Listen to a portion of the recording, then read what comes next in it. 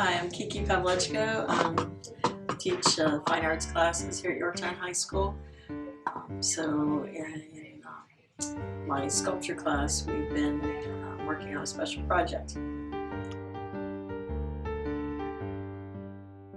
The inspiration for the project came from just looking at the courtyard over the years that I've been here. I think this is my 10th year now, and just always think like it needs something out there, it needs some color.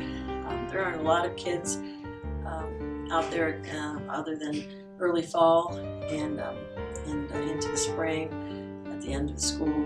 Kids, seniors eating their lunch, but still it's, sometimes classes go out and I take mine out there from time to time when the weather's okay, and it just felt like it needed a little something out there, so I thought instead of just thinking that, I should do something about it. We've been working on the project for probably 5 weeks now, 4 or 5 weeks. From the onset, from the introduction, I introduced Deborah Butterfield, sculptor, to my sculpture classes. I have 2 sculpture classes this semester. And looking at her work, her realistic horses, she creates beautiful life-size horses from driftwood. And so I introduced that, and we talked about the whole idea of creating those forms.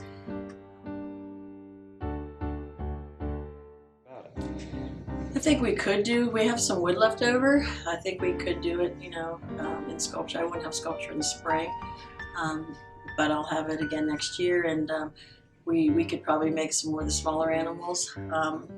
It might have been a little ambitious. I was hoping to get like 2 squirrels, 2 geese.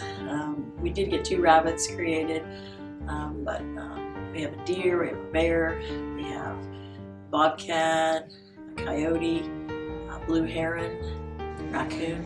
So it's fine. We didn't get, we got the blue heron, but we talked about other birds like cardinals, and even robins and things. They're supposed to be kind of local forest animals. So we could make more squirrels, we could make some more birds and kind of add to that, maybe a snake even or something that's up down on the ground,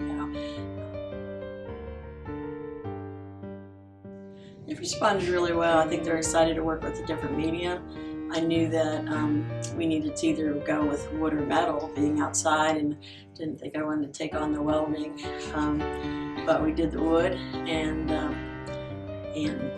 again, it's something that we work with wire and sculpture and clay and paper mache, but we hadn't worked with wood, and so I had to write a Bell grant in order to afford the supplies, the wood and the bolts and the paint and all that. I'm so proud of them all because they did such a good job. Some of them hadn't used drills before, and they just got right in there and really did some problem solving too. They maybe put a leg on into the body, and then when I went to put the other leg on, they were like, oh, we could have used one longer bolt through, so they took bolts out, they put bolts in, and there was a lot from the onset, from the time that they started to do sketches. They created realistic sketches of animals, and then I had them turn those into sketches using just rectangles and squares, because that's what we were going to do, plank animals. And then they needed to get them a little more proportion, because some of their sketches were not in proportion. The head was too small or whatever, so I had to use newspaper and masking tape, and they just folded rectangles and squares, and really did a nice job of working out the proportions based on some research that they did. How tall is the deer? How long is the average deer? And so there's a lot that went into, a lot of hard work that went into this.